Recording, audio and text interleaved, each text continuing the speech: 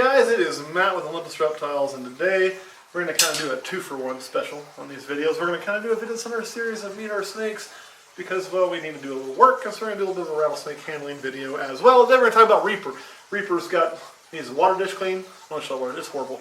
That's why we're cleaning it, right?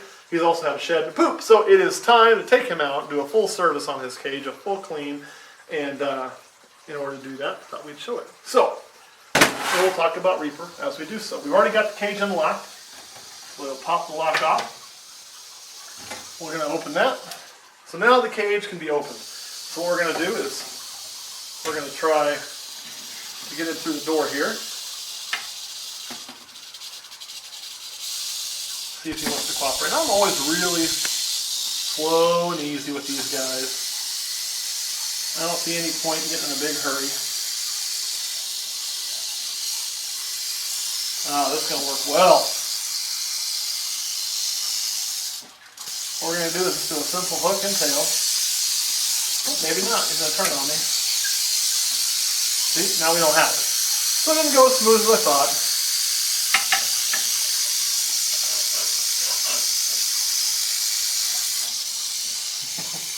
Ready to come out there, buddy? We'll just do a simple hook. Maybe.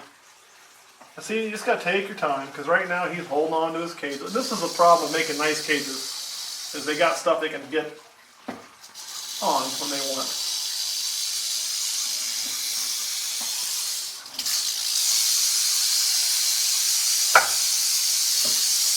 Come on, buddy. Don't you get hooked up on there. I don't want to pull his scales on that ridge. There we go. And we got him. Simple as that. A little hook and tail action. Some of it just tail. And now what we got to do is get his tail in here nice and gentle. So that way, now we'll get back in there, buddy.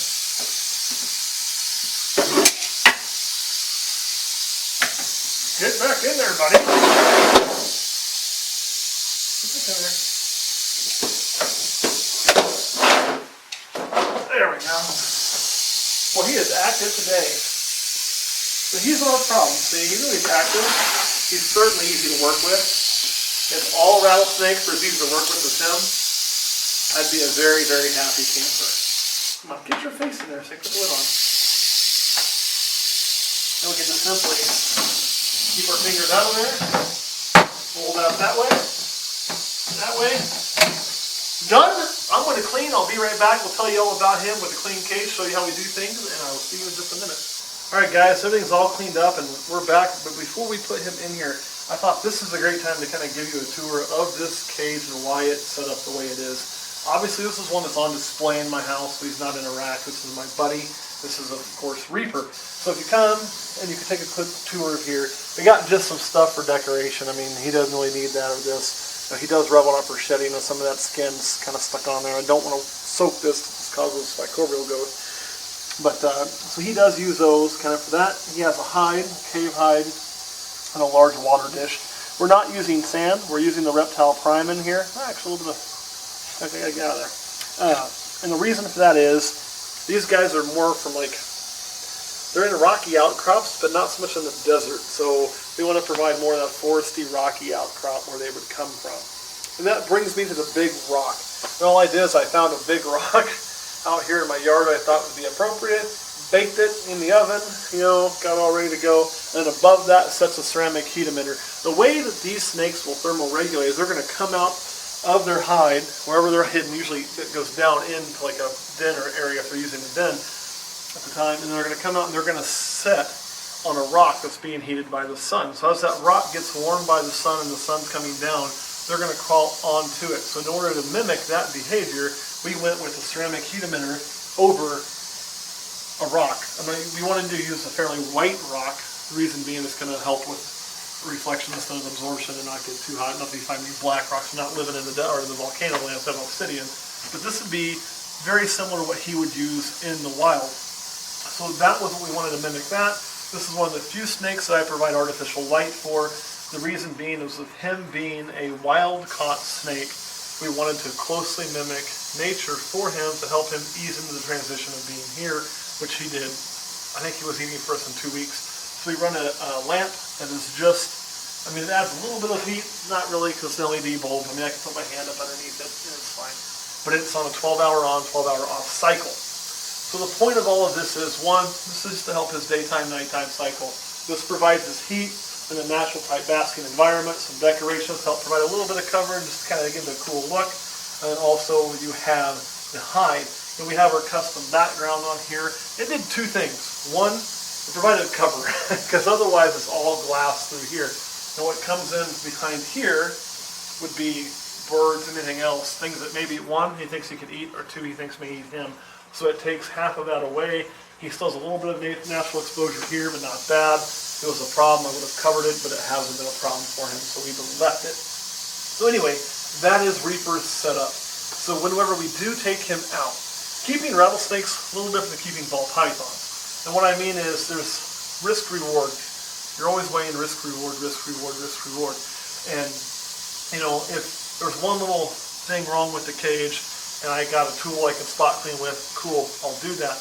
But I'm not going to, you know, with a ball python, I open the tub, I can stick my hand there, I can clean, take care of that. With him, I really can't do that. So then I'm having to take risks to him by, you know, bringing him out of the cage, causing undue stress, hooks, tools, tongs, everything that we're going to have to do that, sealing him up, working in there for one little spot, putting him back in. So typically, I'll be honest, we don't do that for the small things. You know, we add water through when the water dish becomes where it's needing cleaned, or when something actually is needing to be done, not just, you know, like a little bit of, oh, there's a piece of skin, or oh, there's one urate over in the corner.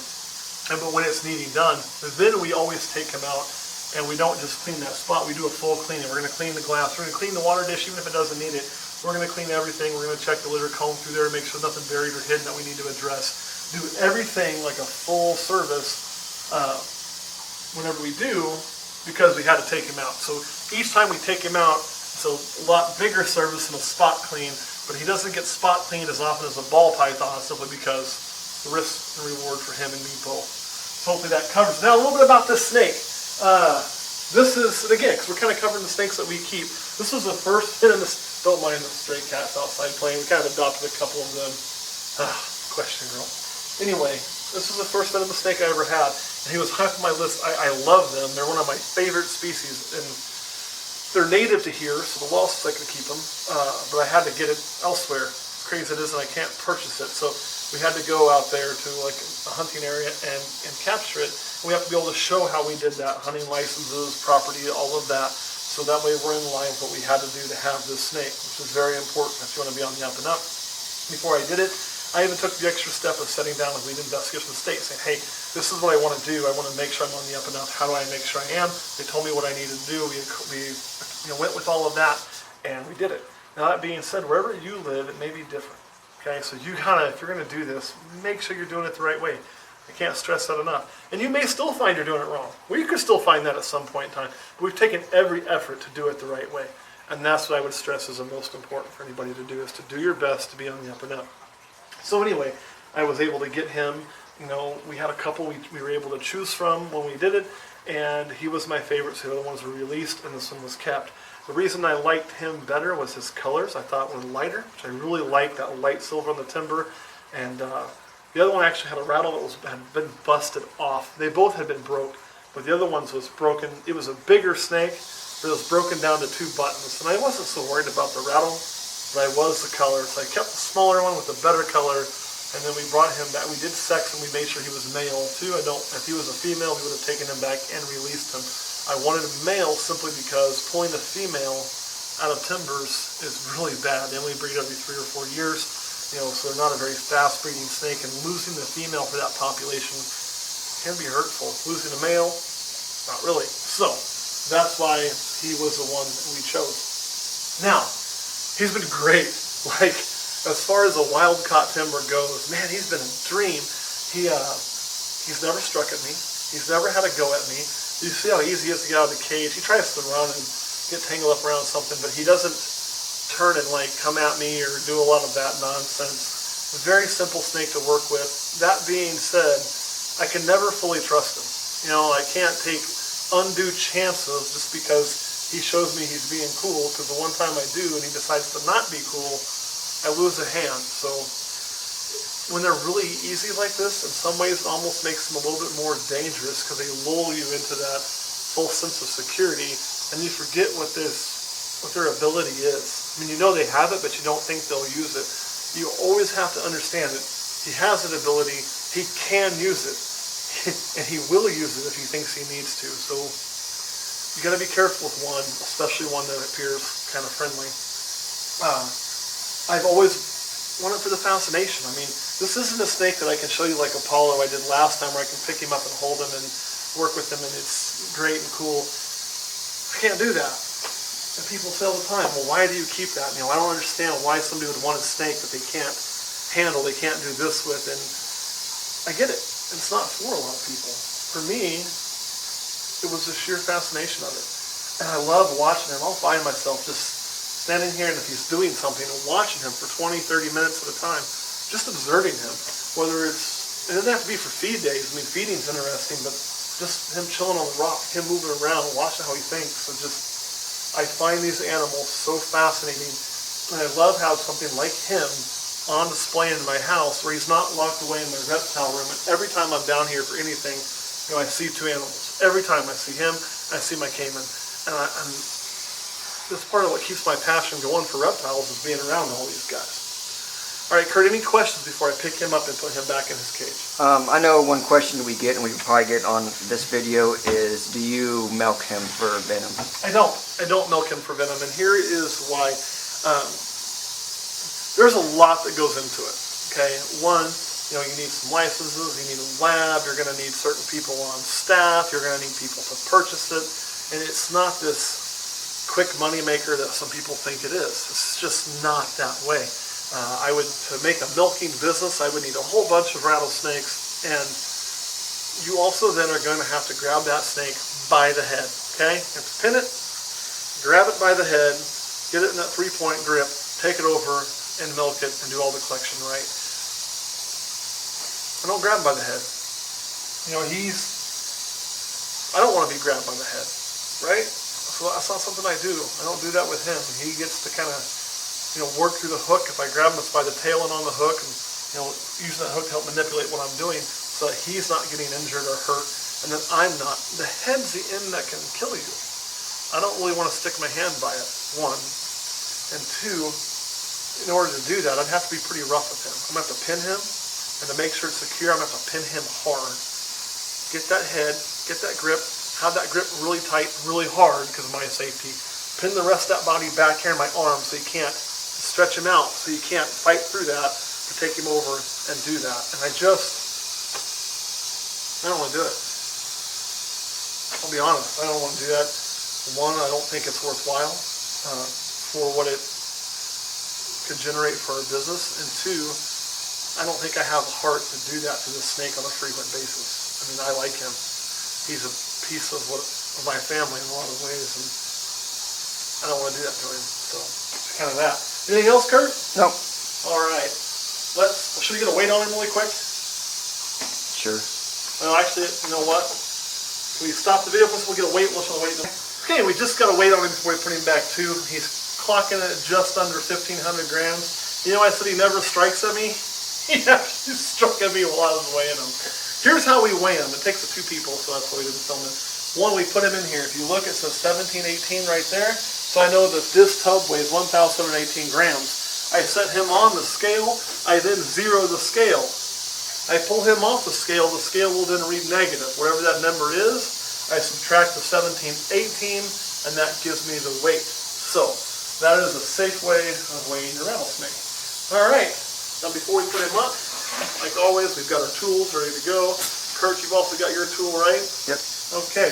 Here it goes. Now I'm going to try to put him right in that door so it'll cooperate.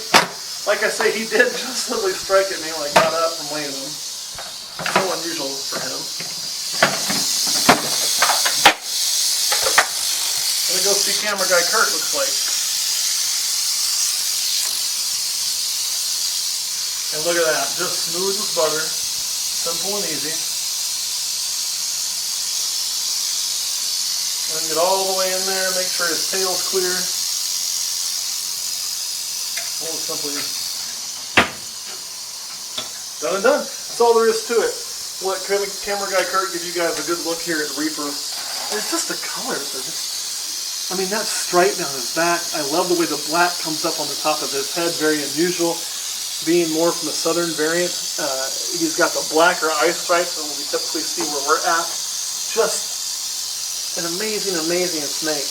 The way the tail fades that black coal colored. If you look closely on the sides and then like where the black pattern is, there's almost some pinkish hues that are right beside it. They're just a gorgeous snake, and they're very underappreciated, I think. Timbers are awesome, especially a really nice one like this. He is by far still today probably my favorite venomous snake if he was fresh. Something that's really cool that may happen is if he gets that rattle wet, listen to the pitch change. I think he's going to lift it up and not get it wet. Yeah, that's what he's going to do. Well, that sucks. So they'll actually stop making noise when they're soaked. You can hardly hear them at all. All right, Kurt, any more questions about Reaper? Nope. All right, guys. Thanks for watching. We'll see you next week.